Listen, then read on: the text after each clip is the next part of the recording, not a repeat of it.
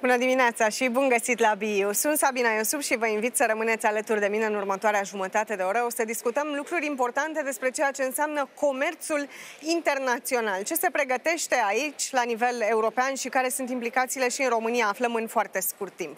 Today, here with me in the European Parliament in Brussels is Margarida Marques. Thank you so much for your presence.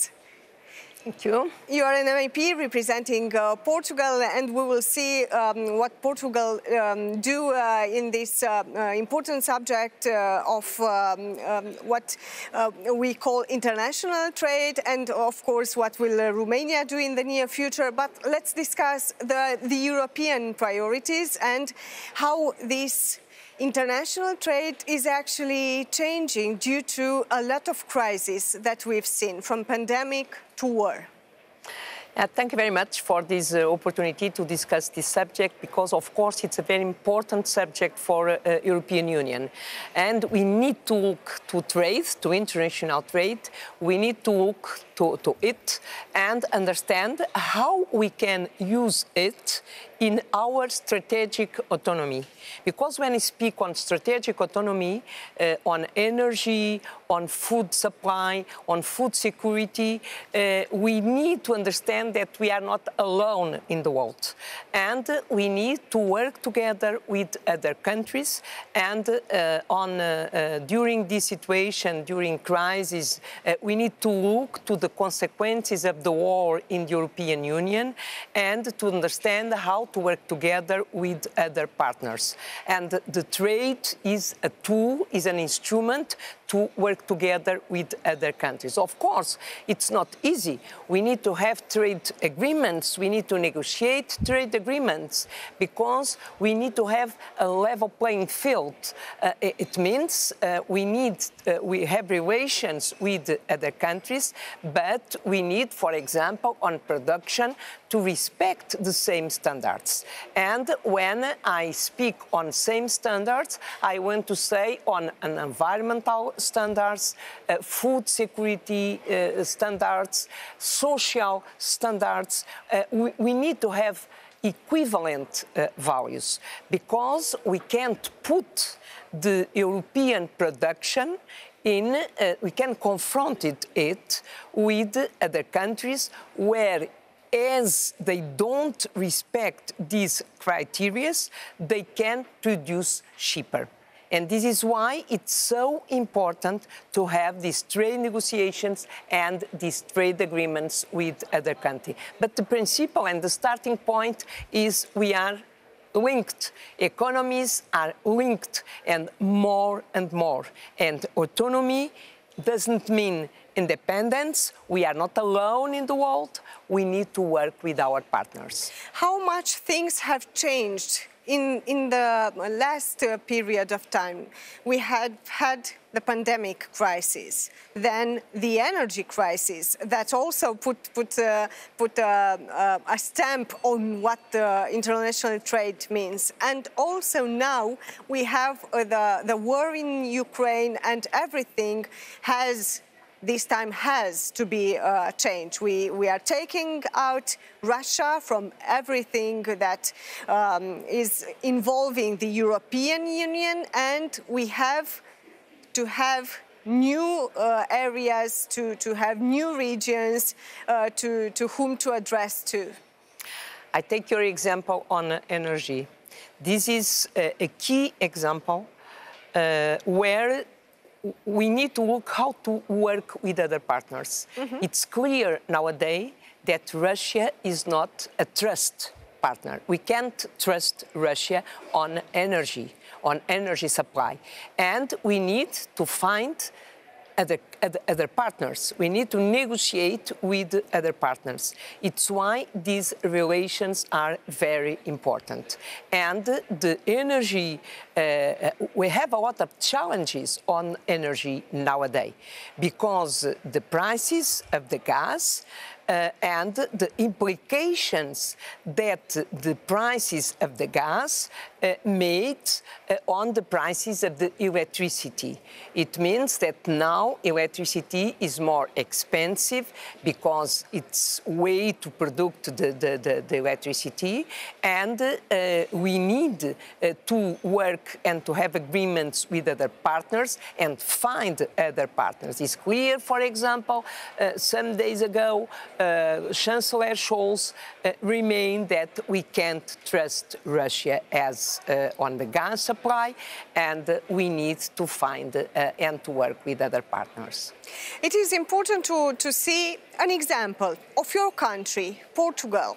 How is dealing with the new situation that appeared after pandemic, after energy crisis, after the war in Ukraine started by Russia? What are your, let's say, next targets for trade? The first point is to protect people. Mm-hmm. To protect people, to protect families is our first priority. And this was the priority during the pandemic, and it's the same now.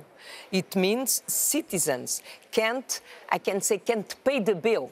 It means citizens must be supported to have the capacity to live in the situation nowadays, because we know that the increase of the energy and the electricity and the gas prices, they have an implications on the income of the families and of the people. And for example, the Portuguese government decided last Monday to give some money to young people, to families, to have the capacity to react and to live in this new situation, because energy is more expensive, but also food security. And we know that increasing the price, the energy prices, is not to increase, it's not only to increase the energy prices, because there are an implication on all the products. And we need to give the support, and the Portuguese government now is giving concrete money to people and families. Let's look at how the European Union is doing business with the world, let's say. We are taking Russia out. We may look to the United States and see how we can do better the trade. What do we have to change? What adapting to the new situation means? Let's see if China is an option. Let's see if India is an option for some materials, some raw materials, maybe. What is your analysis made here at the European level? There are one point that we need to raise is the fact that we need to ensure food security. Mm-hmm. And because this is not a war between Russia and Ukraine supported by European Union and United States, this is something that everybody is concerned, and there are an impact near everybody, because on food security, for example, the prices of the cereals, of course, it's more difficult, for example, for African countries to buy the cereals. It's why, for example, the United Nations is very concerned to ensure that the cereals can leave Ukraine and arrive to people. So this is the point. We need to find solutions for all the problems, and this is one key problem. And we can't understand that the other countries can think that finally they don't, the prices of the food prices are increasing because the sanctions that the European Union is giving against Russia. It's not the case. We need to create conditions that it's not poor people that will pay the bill of this war. It's why we need to ensure energy supply, electricity supply, and food supply.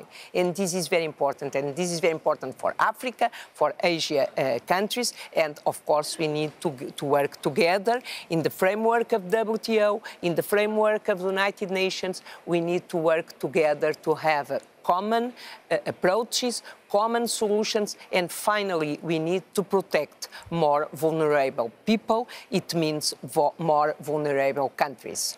What's your message for the Romanian public who's watching you right now?